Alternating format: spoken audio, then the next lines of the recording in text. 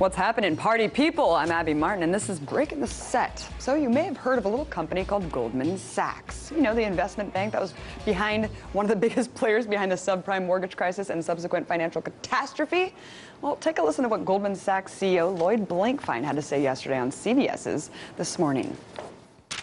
Income inequality is a very destabilizing thing in the country. In other words, it's responsible for the divisions in the country.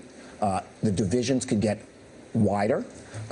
If you can't legislate, you can't deal with problems. You can't deal with problems, you can't drive growth, and you can't drive the success of the country. It's a very big issue and something that has to be dealt with. Now look, while it's great that the world's richest banker actually recognizes that income inequality is a real thing, it's kind of hard to take someone who led millions of people into financial ruin seriously. Not to mention, income inequality isn't exactly a pressing problem for Blankfein. See, last year, Goldman Sachs' top man took home a cool $19 million in stock options and bonuses on top of his $2 million salary. But hey, I guess it's to be expected considering that a new study from the Economic Policy Institute found that the average CEO pay is now $15.2 million. That's a 937% rise since 1978. According to the AFL-CIO, CEOs of Fortune 500 companies now earn an insane 331 times as much money as their employees. So if Lloyd Blankfein truly wants to change the fact that the U.S. has the worst income inequality in the developed world, he can start by looking in the mirror. Let's break the set.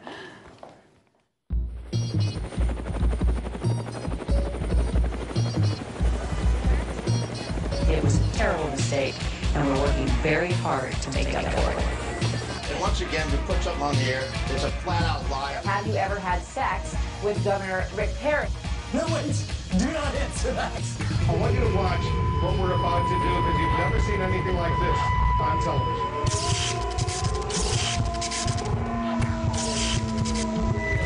What we need is to question more and to keep it uncensored, real and raw. My simple mission is to change the globe. I'ma do it with this passion and fire and tone. These words are hard hitting, you're watching your neck, but you need to tune in because we're breaking the set. Breaking the set. So it looks like transparency has become a growing trend in government. Well, at least the facade of transparency.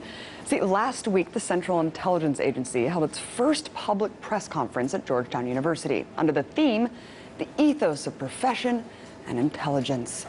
But that's not all. The shadowy, uber-secretive organization also joined Twitter. That's right, and it announced its presence on the social media site with an attempt at humor, tweeting, quote, "We can neither confirm nor deny that this is our first tweet." Cute.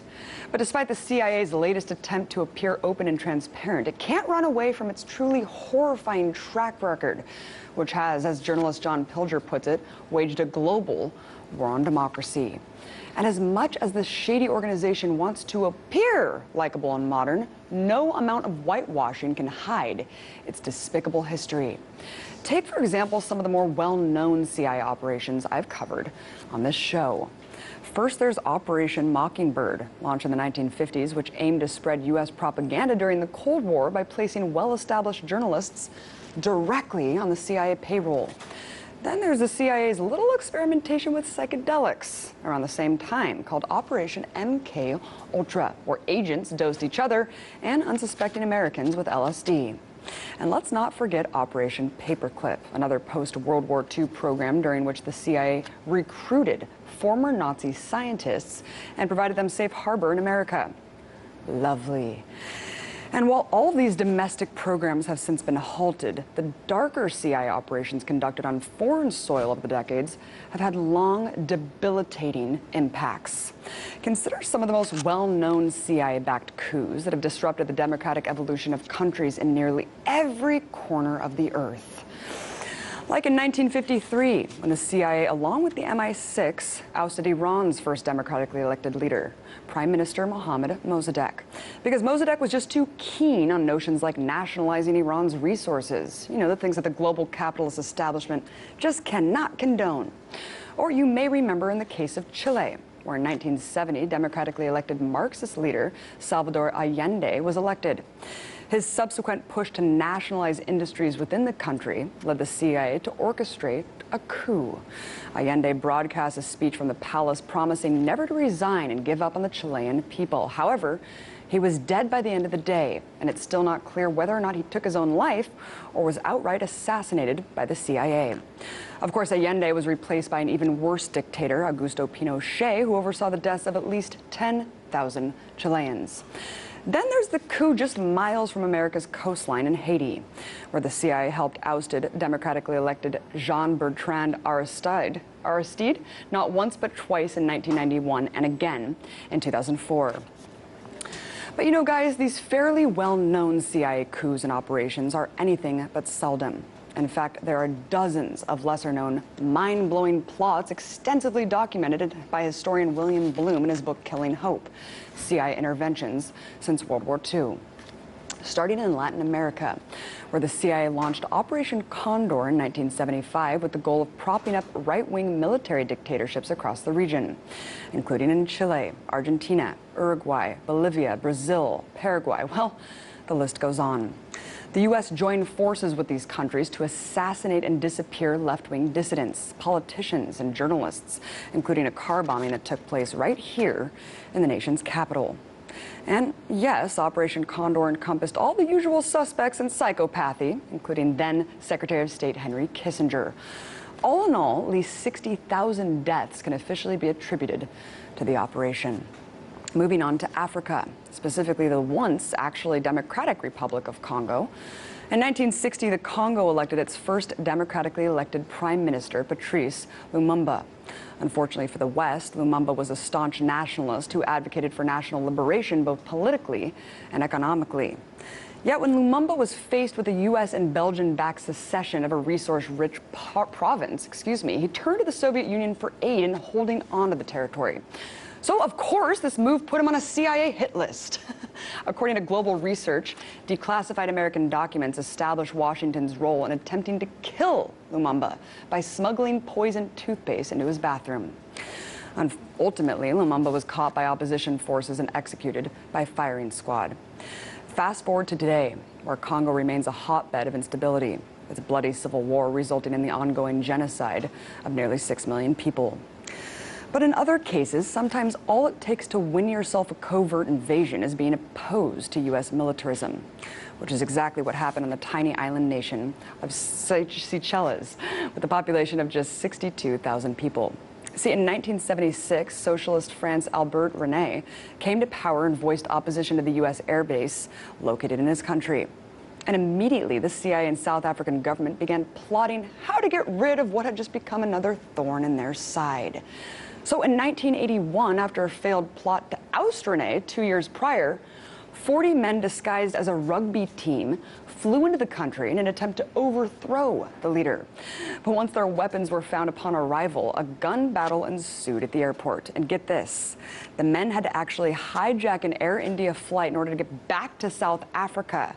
Papers all across South Africa broke details alleging the CIA had bankrolled the entire invading force, although the U.S., of course, maintains that the botched operation was all an internal conflict. Though René's rule was by no means democratic, his decades-long rule resulted in the country becoming the most developed nation in Africa, according to the Human Development Index. But if you think you've heard it all when it comes to the low length the CIA will stoop to ensure U.S. hegemony, then hold onto your seat, because a failed ouster plot in Indonesia takes the cake. Sukarno, the country's first president, probably the most absurd character assassination plot of all time happened to him. You see, Sukarno threatened the U.S. goals for Southeast Asia in the 1940s by aligning with its Cold War enemies. But instead of ordering a simple assassination, the CIA got a little more creative. Believe it or not, the agency crafted a plot to produce a porno film starring actors who resembled Sukarno and his Russian girlfriend, hoping that the circulation would hurt his popularity in the Muslim country. According to Bloom's book, production went as far as developing a mask designed to resemble the president. Ultimately, the scheme only produced photographs, and Sukarno's constituents didn't fall for the fraud. He was ousted by a military coup regardless the following year. But U.S. involvement in Indonesia didn't end with the failed sex tape. According to journalist Kathy Kadin, who interviewed former officials from the U.S. Embassy in Jakarta, the State Department and CIA, quote, systematically compiled comprehensive lists of communist operatives from top echelons down to village cadres, and that as many as 5,000 names were furnished to the Indonesian army. That's the same Indonesian army that carried out the murder of up to 1 million people during a year-long massacre. Look, I can go on all day about what the CIA has done to subvert the world and evolution of humanity, but I only have a 30-minute show. So please keep all of this in mind the next time the CIA attempts to play nice and interact with the public it has nothing but contempt for. Because it's hard to fit its laundry list of war crimes, subversion, and extrajudicial killings into a 140-character tweet.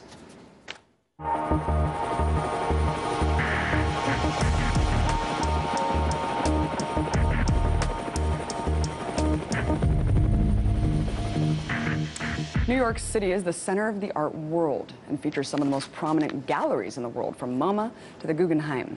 But some of the best art can't be seen in any gallery. Instead, it exists solely in the streets. And my next guest has made it his mission to document New York street art and just released a book of photographs of works from 46 different street artists entitled Outdoor Gallery. Joining me now to discuss his book, as well as the role of street art in promoting social and political activism, is photographer and author Yoav Litvin. Thank you so much for coming on. Thanks for having me, Abby. So you've compiled an amazing book of photographs of some of the most prolific street art in New York. What inspired you to create the project? Actually, it's a pretty personal story. I got injured and I couldn't do a lot of the activities that I had to do, that I wanted to do, and I was playing tennis and training, and I was just into sports. So what I did was I decided I'm going to do the only thing I can do at the time, which is walk. And then I just took my camera and started walking everywhere in New York City, within different communities, and that's what exposed me to so much art.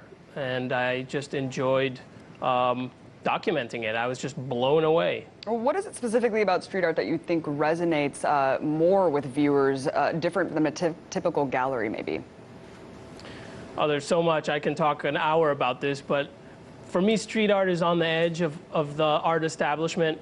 It's the real voice of the people.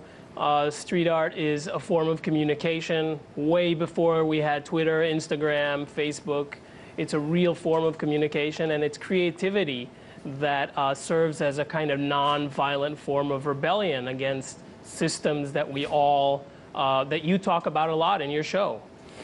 And Yoav, what do you think New York is a city that inspires so many artists to take their work to the streets? And how have you seen it evolve over the years to reflect the changing attitudes? Well, I'm not an expert on how the graffiti movement started, but I think it started out of a certain kind of boiling point in the late 60s and 70s, where people just wanted to be heard. And that's how graffiti started, with a simple act of a few people writing down their names, and from there it just snowballed into different kinds of graffiti, pieces, throw-ups, and then it kind of morphed into more abstract work and actual art that you see. So New York is, as the Empire City, it attracts the best of the best. And for many people, graffiti has a negative connotation, but you've managed to show through your work, the immense potential for beauty and social commentary through this art form. What are some of the images and artists that stood out to you the most in representing these ideas? So there's the point of my book is really to show a vast diversity of the artists. So you can see artists that do a simple tag, and artists that use different mediums like printing, paste-ups, freehand spray paint. So there's a vast and very wide kind of diversity within the graffiti and street art community. The negative aspect has to do with what is private and what is owned by the people. And that's why I really love graffiti, because it puts that into question. What is owned by everybody and what is owned by corporations and private people. And compiling the book, you interviewed over 40 New York street artists. Were there any common political and social themes you discovered in how these types of artists approach their work? I mean, I think all of the artists were extremely intelligent, extremely creative, extremely critical of a lot of the policies that are going on today, whether it's social or economical policies. Like I said, graffiti came out from communities that were suffering the most from policies, from social and economic policies that hurt the weak. So naturally, that's where you're going to get the most creative, the best artists. And my book kind of celebrates those first taggers who just started tagging in the 70s. This is where it's arrived to, this incredible renaissance here in New York City right now. Absolutely. You have really quick, we have about 20 seconds left. Where can people find out more about your book and get involved? There's a Facebook, outdoorgallerynyc.com. Instagram, Nuclear, that's my tag. Then I have my own website, yoavlitvin.com, and there's many, many blogs out there. Thank you so much, Yoav. I really appreciate you coming on. Thanks, Abby. Coming up, I'll talk about an amazing announcement from Tesla Motors. Stay tuned. I'm the resident, and I'm sick of society sucking. I'm sick of corporations trying to convince us to consume. I'm sick of bankers trying to convince us all that life is all about money. And I'm especially sick of our politicians writing the laws and regulations to protect corporations and bankers while they hang us out to dry. There is just too much crap in today's society. Let's talk about that.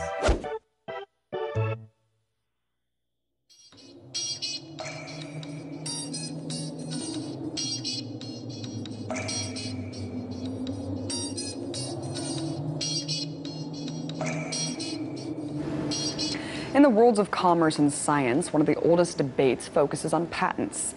A patent gives an inventor or corporation an exclusive set of rights to an intellectual property in exchange for a detailed public disclosure of their invention. A person can hold a patent over an object's design or the ingredients of a specific medicine. And while there's a perfectly rational need for patents, such as securing investment for experimentation, production, and marketing of a new product, there's a larger debate over the effect patents have on slowing down innovation. Examples of this abound.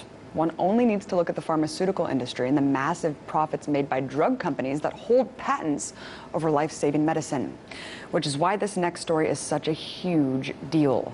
Tesla founder and CEO Elon Musk just released all the patents on his cutting-edge electric vehicles. The move to open source all of Tesla's electric car patents is truly without precedent in the auto industry oligopoly and completely sidesteps the whole debate over whether or not to reform U.S. patent laws. These laws have created countless lawsuits for many industries over patents concerning everything from operating systems to aesthetics. Just check out how many companies are suing each other over smartphone patents alone. So what does billionaire entrepreneur Elon Musk have to say about why he decided to release the priceless patents? Technology leadership is not defined by patents, which history has repeatedly shown to be small protection indeed against a determined competitor, but rather the ability of a company to attract and motivate the world's most talented engineers. Wow, what a concept. Provide the world with an amazing invention that gives an alternative to polluting the planet, and then make that technology freely available to your rivals. And the company isn't even expecting to lose any sales, since they are, after all, on the cutting edge of the industry. In fact, the only predictable outcome is an increase in the sales of electric cars and a move away from fossil fuel burning vehicles. How can anyone possibly think this is a bad thing? Think of when Swedish auto designers at Volvo patented the modern-day seatbelt, an invention that's now a standard feature on any vehicle. Not only was this design made free to the public, but became recognized as one of the most important safety devices ever invented. The recent decision by Tesla Motors to share electric vehicle technology for the common good and the health of the planet, patents be damned, also reminds me of the story of Dr. Jonas Salk, the man who created the world's first polio vaccine. After effectively saving the lives of an entire generation of children, Salk was asked who would own the patent to the new life-saving medicine. His response was short yet cutting. Could you own a patent on the sun? So when will the rest of the world get that some patents are too valuable to be hoarded?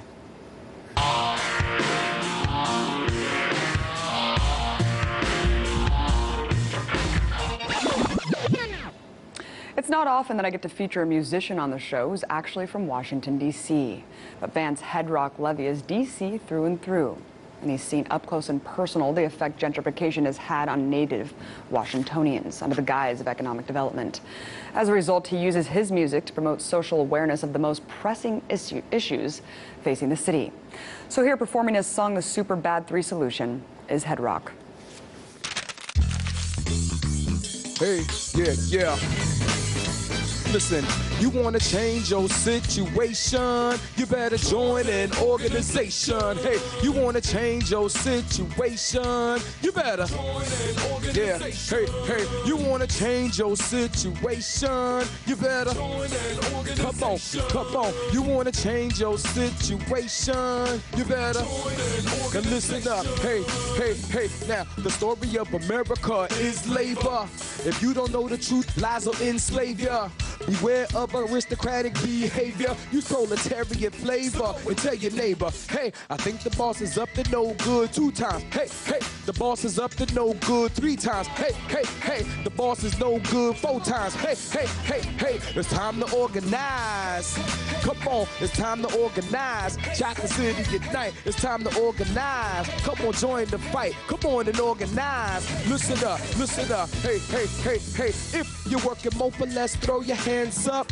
Making ends meet like that is damn tough. Now you deserve a reward for your time on the grind, shining grime off of other people's dimes. Now it's a lot of work to save a pretty penny when the system's ugly at the nitty gritty. And the American dream, it's a pity most people live and die in a class, country to city. Now we try to get ahead, but they take advantage. Them big shots have a ball and we can barely manage. And since they all got loot, they do damage that shoots me out the neighborhood that I was raised in. It's amazing, nothing is sacred. The greedy will take it as best we face it. So coming together to ensure the basics before there's none left by the rich who waste it. Now, hey, the story of America is labor. If you don't know the truth, lies will enslave ya. Beware of aristocratic behavior. And black love is back, so go and tell your neighbor, hey, I think the boss is up to no good 2 times. Hey, the boss is up to no good 3 times. Hey, the boss is no good 4 times. It's time to organize. Hey, it's time to organize. North, south, east, west. Come on and organize. Yeah, come on and organize. Let me tell you something. Listen, hey, now, they like to celebrate coming on the Mayflower. We holler, we want the same, and they became sour. They tighten their reins, then decrease the hours. And when we complain, hours they devoured. And so we had to lean on one another. Became closer as sisters and brothers. United by culture, and we discovered that those without could even wean on a different mother. Now, the more that we communicated, the more we interacted, the more the consciousness elevated. Now, we conquered every obstacle set before us.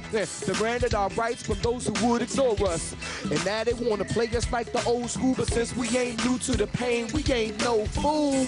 The things they can do could be so cruel. You better stay on your game and know the Trojan rule. That the story of America is labor.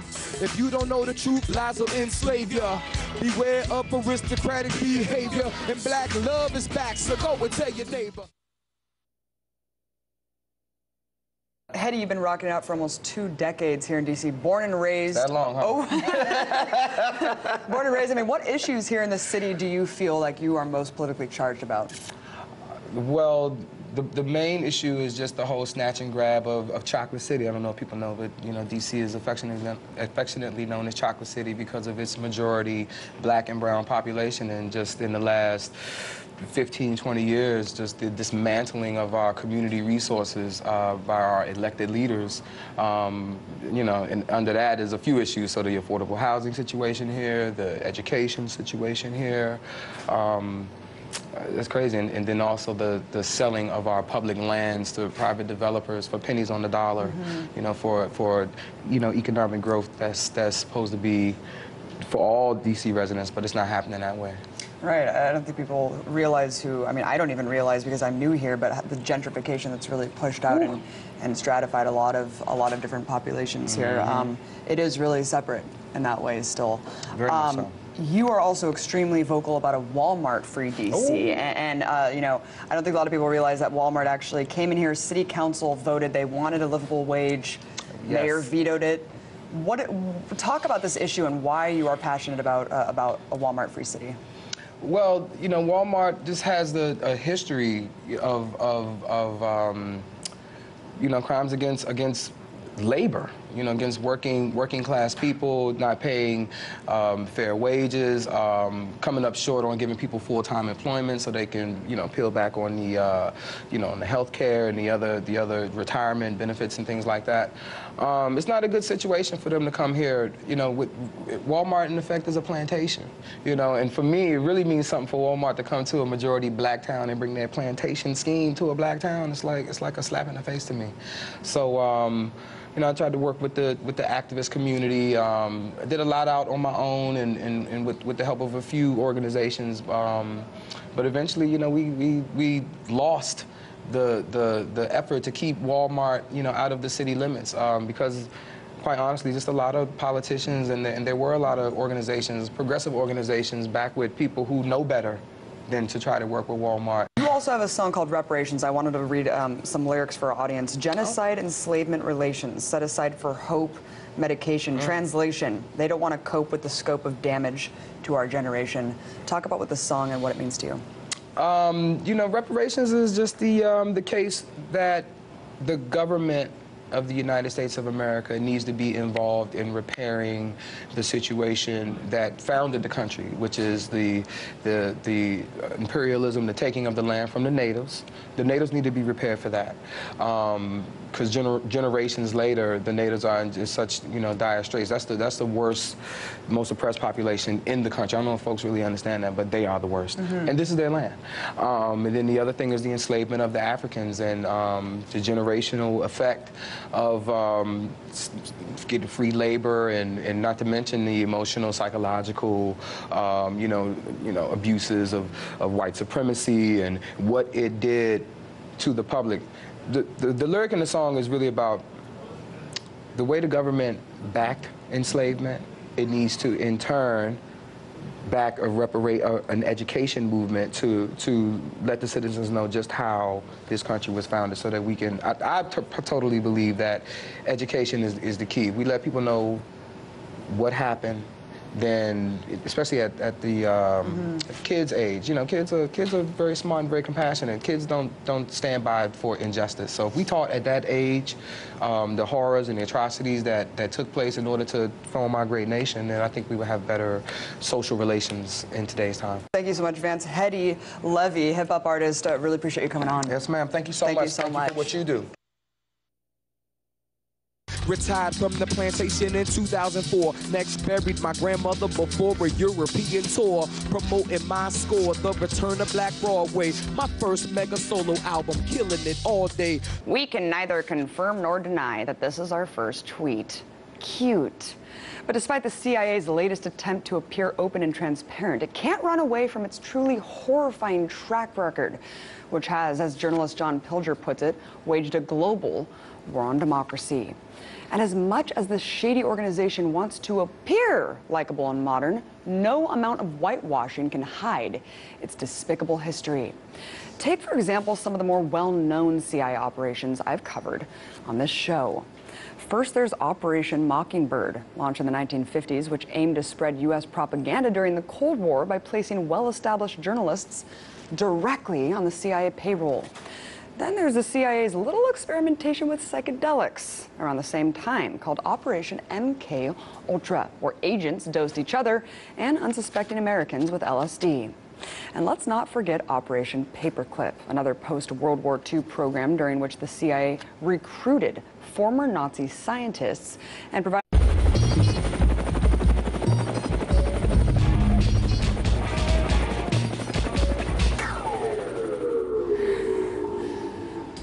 What's happening, party people? I'm Abby Martin, and this is Breaking the Set. So you may have heard of a little company called Goldman Sachs. You know, the investment bank that was behind one of the biggest players behind the subprime mortgage crisis and subsequent financial catastrophe.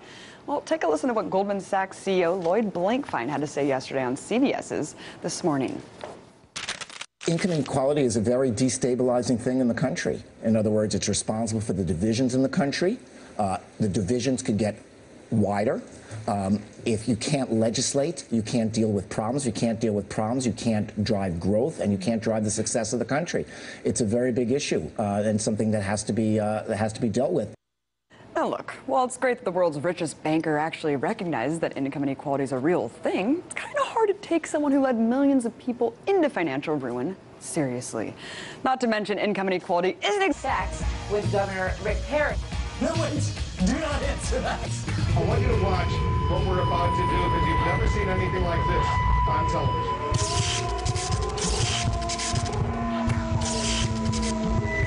What we need is to question more and to keep it uncensored, real and raw. My simple mission is to change the globe. I'ma do it with this passion and fire and tone. These ones are hard hitting, you watching your neck, but you need to tune in because we're breaking the set. Breaking the set. Breaking the set. So it looks like transparency has become a growing trend in government. Well, at least the facade of transparency. See, last week, the Central Intelligence Agency held its first public press conference at Georgetown University under the theme, the ethos of profession and intelligence. But that's not all. The shadowy, uber-secretive organization also joined Twitter. That's right, and it announced its presence on the social media site with an attempt at humor, tweeting, quote, "Provided them safe harbor in America." Lovely. And while all of these domestic programs have since been halted, the darker CIA operations conducted on foreign soil over the decades have had long, debilitating impacts. Consider some of the most well-known CIA-backed coups that have disrupted the democratic evolution of countries in nearly every corner of the earth.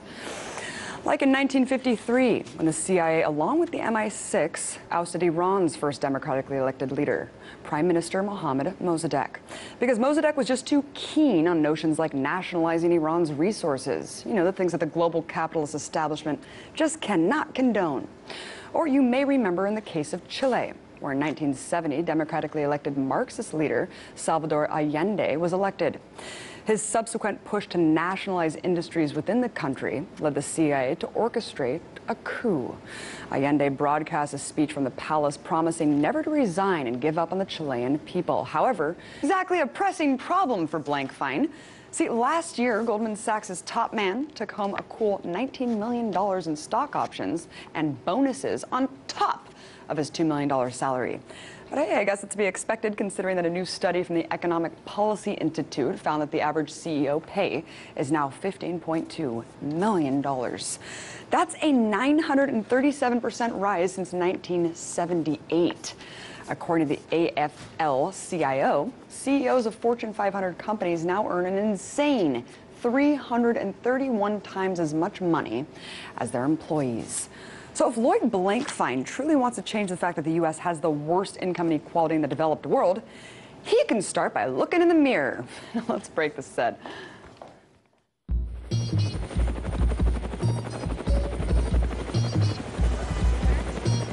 It was a terrible mistake, and we're working very hard to make up for it. And once again, we put something on the air. It's a flat-out lie. Have you ever had